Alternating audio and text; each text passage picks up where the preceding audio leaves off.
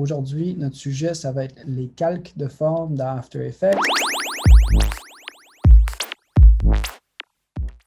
Les éléments que j'ai pris ne seront pas créés directement dans After Effects. J'ai une image d'une falaise. Je suis allé chercher sur Pexels et j'ai trouvé un utilisateur qui s'appelle Valderrama pour la musique sur Free Music Archive, un artiste qui s'appelle Bill Vortex, couloir transdimensionnel.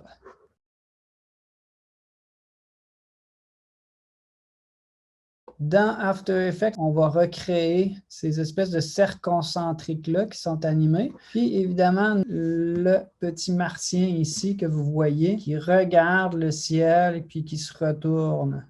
OK, donc dans la version finale, ce martien-là, il est précomposé. Je le retrouve dans une autre composition. Puis vous voyez qu'il est composé de plusieurs différents calques de forme, 8 différents calques de forme. Que je vais vous passer à travers ces étapes-là, puis je vais vous montrer comment c'est animé. Juste pour qu'on commence au même point, je vais me créer une nouvelle composition vide. Donc, nouvelle composition, Alien version 2. Donc, les formes vectorielles dans After Effects, vous pouvez les créer à partir des formes primitives qui sont ici. Vous avez le rectangle arrondi, l'ellipse, le petit polygone, l'étoile, ou bien à partir de l'outil plume. Je vais commencer avec l'outil ellipse, puis je vais aller me dessiner un cercle. Je vais cliquer, puis je vais glisser pour créer mon cercle. Pour le moment, ça se peut très bien que vous ayez une couleur, une forme qui est différente de la mienne. Vous voyez le tracé de ma forme en bleu pâle. Pour me créer un cercle, plutôt qu'une ellipse, je vais maintenir la touche Shift. Si vous voulez dessiner à partir du centre, vous pouvez maintenir la touche commande et si vous maintenez la barre d'espacement, vous pouvez déplacer votre cercle, relâcher mon clic, puis je vais relâcher mon chiffre ensuite. Ça va s'appeler calque de forme 1, puis il va y avoir un petit icône d'étoile pour l'identifier. Retour sur mon clavier ou clic droit renommer, puis je vais l'appeler corps. Une fois que ça c'est fait, évidemment, je veux changer sa couleur. Donc, j'ai 4 boutons. Le mot fond qui est cliquable, j'ai l'étiquette de couleur tout de suite à droite du mot fond, j'ai le mot contour, puis l'étiquette de couleur, là, qui est une espèce de beigne rectangulaire pour la couleur du contour, puis l'épaisseur du contour au besoin. OK, je vais commencer par cliquer sur le mot fond, puis je vais aller dire que je veux fond avec un dégradé radial. Je vais dire OK. Après ça, si je veux aller choisir les couleurs, mon échantillon de couleurs s'est activé. Je peux cliquer dessus pour avoir accès à l'éditeur de dégradé. Juste pour le distinguer de mon autre version de martien, je vais le mettre bleu. À l'extérieur, on va mettre un bleu plus foncé. Dire OK. Ce que je vais vouloir ajuster aussi, c'est le point de départ puis le point d'impact. Ces éléments-là ont des coordonnées X, Y, flèche. Je vais pouvoir déplacer justement là, ce point de départ-là puis ce point d'impact-là. Puis là, ce que j'essaie de créer, c'est l'effet d'une sphère. Ça va me servir pour le corps. En passant aussi, remarquez que mon contour, j'en ai pas. Maintenant, je vais me dessiner un deuxième calque de forme qui va être l'œil. Voir le blanc de l'œil, puis la pupille, je veux que ça soit sur le même calque. Donc, pareil comme dans Illustrator, c'est pas un objet par calque. Je pourrais potentiellement avoir plusieurs objets ou plusieurs tracés sur un même calque. Fait que je vais aller prendre mon outil ellipse encore. Vous pouvez enfoncer la touche Alt, cliquer sur l'échantillon de couleurs. Ça va vous permettre d'explorer les différents types de fonds pour avoir fond uni. Puis ensuite, je vais cliquer sur l'étiquette puis dire que je veux que ça soit blanc. Je vais dessiner mon cercle en maintenant Shift. Le blanc de l'œil et la pupille, j'aimerais ça qu'ils bougent ensemble. Donc, c'est pour ça que je veux aller me créer une deuxième ellipse sur le même calque. J'ai mon ellipse, l'ellipse 1. Puis cette ellipse 1-là, je vais aller la dupliquer. Commande ou CTRL-D. Je vais prendre celle qui est sur le dessus. Pour la diminuer en taille, je vais aller changer à ma flèche. Je vais diminuer un peu. Mettez la taille que vous voulez. Une fois que j'ai réduit la taille, je vais changer sa couleur. Cliquer sur l'échantillon de couleur, puis changer du blanc au noir. Je vais créer ma petite animation. Puis ensuite, Ensuite, je vais le dupliquer pour que les images clés soient les mêmes sur les deux yeux. Fait que je vous montre ce que je veux dire. Je vais agrandir un peu ma timeline là, pour que vous puissiez voir qu'est-ce qui se passe. Remarquez que vous avez plusieurs endroits où est-ce qu'on a un ensemble transformé avec les mêmes valeurs, sauf que ça ne contrôle pas les mêmes éléments. Donc ça, c'est juste le point noir, ça, c'est le point blanc, puis ça, c'est tout l'œil au complet. Dépendamment de la situation, je pourrais vouloir animer l'un ou l'autre de ces éléments-là. Moi, je vais commencer par la pupille. Je vais changer sa position pour l'envoyer dans le coin. Je ne vais pas oublier de mettre une image clé. J'active le chronomètre, puis je vais voir une image clé apparaître ici dans ma timeline. Ensuite de ça, transformer du calque au complet. Je vais cliquer sur mon chronomètre pour enregistrer les changements que j'ai faits. Non, après ça, je vais avancer dans le temps. Je vais ramener la position de l'œil à peu près au centre de son visage. Et je vais ramener la pupille au centre du rond blanc pour donner l'impression qu'il nous regarde. Je vais aller ensuite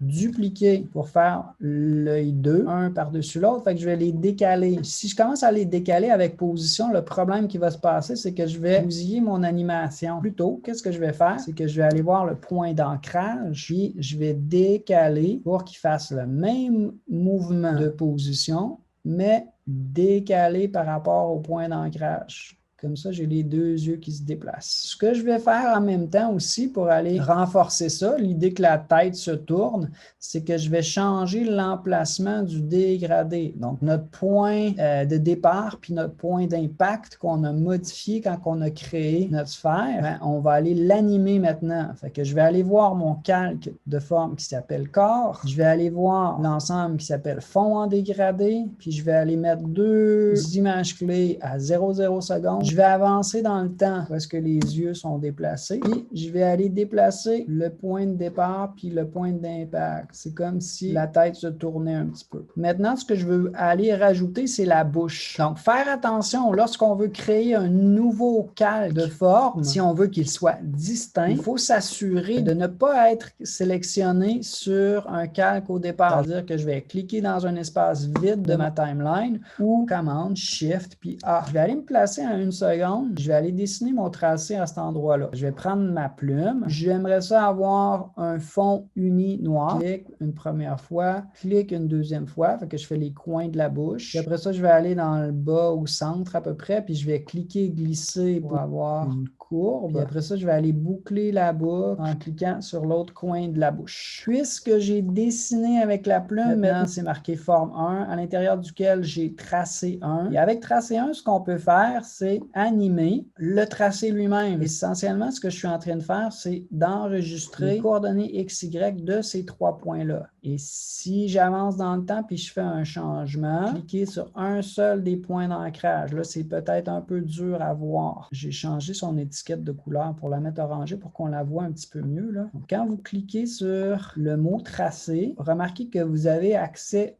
à un ou plusieurs points d'ancrage. Je vais déplacer, disons, le bas de la bouche comme ça. Je vais ramener les coins vers l'intérieur. Et là, vous voyez que ça va me créer une animation. Il ouvre et il ferme la bouche. Si j'ai trouvé comme un bon positionnement, je peux toujours aussi copier-coller les images clés. Donc, je pourrais reprendre cette image clé-là de bouche fermée, faire commande C, puis commande V, puis aller la placer à un autre endroit dans le temps pour créer une espèce d'animation comme ça. Au début de mon animation, quand le martien regarde en haut, j'aimerais ça que la bouche soit positionnée différemment. Fait que là, dans ce cas-ci, je vais faire une animation sur la position du calque. Puis, je vais juste décaler un petit peu la bouche. Je vais avancer à une seconde. Puis, je vais juste réinitialiser la position. Je vais regarder ce que ça me donne. Il se tourne les yeux. Il dit « Wow ». Je vais me servir de la plume aussi pour faire ses bras et ses mains. Fait que je vais cliquer dans le vide pour être sûr que je suis sélectionné sur aucun des calques. Je vais aller prendre ma plume, puis je vais me dessiner, disons, la jambe en premier plan. Ce que j'ai en fait en ce moment, c'est un fond noir que je vais mettre, pas de fond. Puis cette fois-ci, le contour, j'en voudrais, je vais le laisser orangé comme ça pour que vous puissiez le voir. J'ai une forme angulaire comme ça là, sur le genou.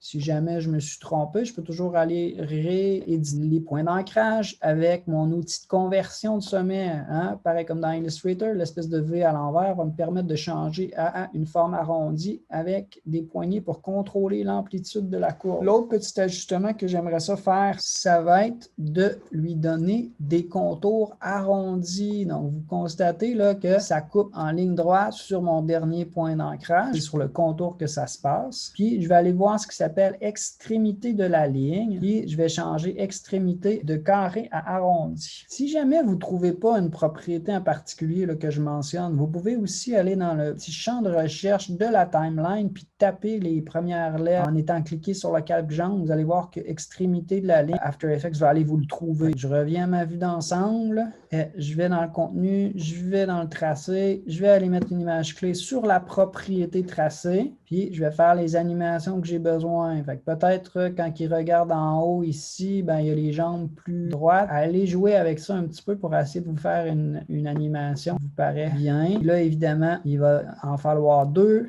Ça va pouvoir nous servir à faire des bras aussi, etc., etc. Fait que je vous laisse faire le reste par vous-même, là, une fois que vous avez compris le principe. Après ça, ce que j'ai fait, c'est que je l'ai pris, puis je l'ai intégré dans une composition. Je rentrais dans cette composition-là. Vous voyez que j'ai mon autre personnage, puis évidemment, ben, j'ai diminué son échelle, puis il pourrait être un ami ici. L'autre élément que je veux créer avec vous, c'est cet élément-ci. Je vais me partir dans une autre composition juste pour que vous puissiez vous concentrer sur cet élément-là seulement. Je vais me dessiner un cercle avec seulement un contour. Puis après ça, ce que je vais faire, c'est que je vais aller voir le menu Ajouter. Donc, le menu Ajouter, ça, c'est un menu d'animation qui sont spécifiques au calque de forme. Il y a plein de possibilités intéressantes dans ce menu-là. Fait que le premier que je vais vous montrer, ça s'appelle décaler les tracés. Si je clique là-dessus, décaler les tracés, on ne verra pas tout de suite qu'est-ce qui est en train de se passer. Mais si je vais creuser un petit peu plus loin pour voir qu'est-ce que je peux faire d'autre avec ça, premièrement, le nombre de copies. Donc, le nombre de copies par défaut, il est à 1. Mais si j'ajoute plus de copies, j'ai l'impression que mon rond s'épaissit. Mais ce n'est pas ça, c'est qu'il y a plusieurs ronds. Il y a 9 copies de mon rond. Ces copies-là se chevauchent. Peut-être jouer avec les valeurs de quantité, le nombre de copies, puis le décalage de la copie. C'est toutes des propriétés avec lesquelles on a joué. Je pourrais les animer. Moi, ce que j'ai rajouté d'autres, déformation, et dans la catégorie déformation vers la fin, ça s'appelle turbulence. Ce que ça fait, ben, vous le voyez tout de suite, hein, ça fait penser à quelque chose d'organique. Vous avez plusieurs propriétés auxquelles vous pouvez ajuster puis animer. Les principaux, je dirais, là, ça serait quantité, puis taille, qui vont vous permettre de faire des animations. Avec cet effet-là, il n'y a pas de bonne réponse. Il n'y a pas juste une valeur qui va faire beau. Ça peut dépendre de la forme que vous avez à votre œil, à votre cou. Vous allez mettre des images clés là-dessus. Fait qu'allez jouer puis explorer ça. Puis après ça, évidemment, je vais aller l'intégrer dans ma composition. Dans ma composition, moi, j'en ai plusieurs copies de ça. Vous en voyez une ici qui est plus lumineuse. Puis vous en avez une qui est un petit peu plus transparente. J'en ai même une troisième derrière qui est encore plus transparente. Chacune a des valeurs différentes sur turbulence, quantité, etc.